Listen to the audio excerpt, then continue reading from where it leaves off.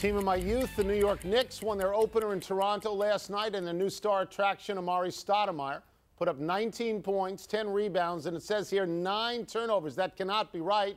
We welcome Amare Stoudemire to the show. Amare, Mike D'Antoni called your numbers a near triple-double. I don't really care what he says. What would you call those numbers?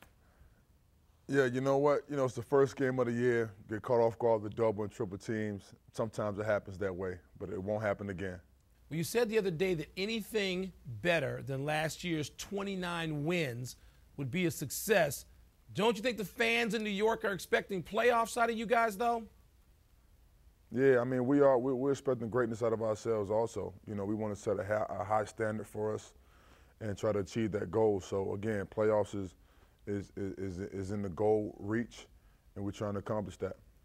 All those years in Phoenix, you always played with Steve Nash. Everybody got so used to seeing Steve Nash give you the ball the way Stockton gave the ball to Malone.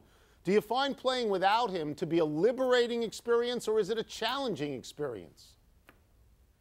It's a challenging experience, to be honest with you. You know, being able to now take my experience from playing in Phoenix and the success I had with the Suns now to New York with a much younger team.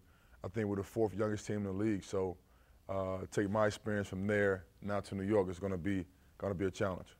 All right. Everybody knows that you went to Israel this summer.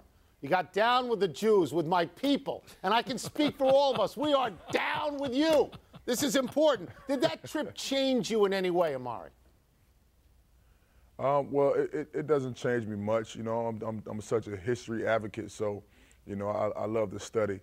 But again, you know, I'm still going to be the same Amare as I always was, but just see a little bit more focused, maybe a little more humble toward the game of basketball. So I'm still the same old me. It's important that you go to the Carnegie Deli and get a pastrami sandwich. We need you to do that as soon as this is over.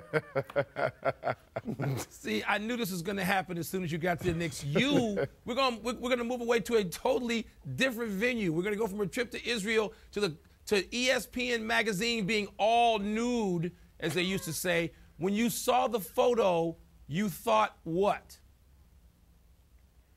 My first reaction was whoa.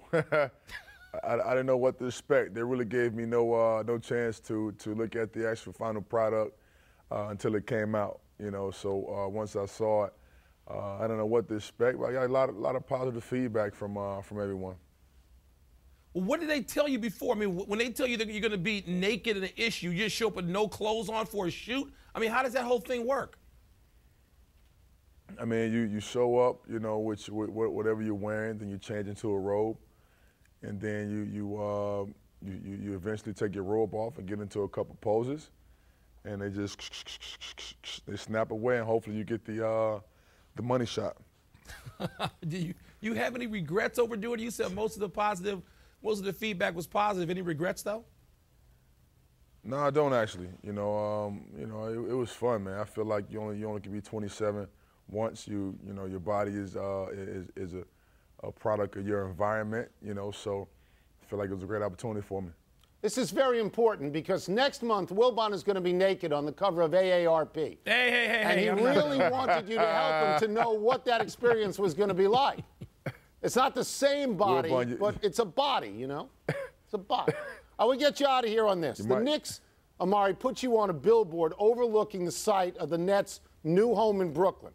And the Nets' new owner, Mikhail Prokhorov, said you look sad, like you want to play in Brooklyn. What is your response to him? Not at all. You know, Madison Square Garden is the ultimate basketball stage. That's where I belong. That's where I live. That's the home of the New York Knicks. That is so great to hear. Wilbon he has bought this New York thing lock, stock, and barrel. He's drinking the Kool-Aid in New York. Go back to Scottsdale, Wilbon, with your Gila monsters. Thank you for joining us, Amare. Thanks, Amare. Thanks, guys. I appreciate it.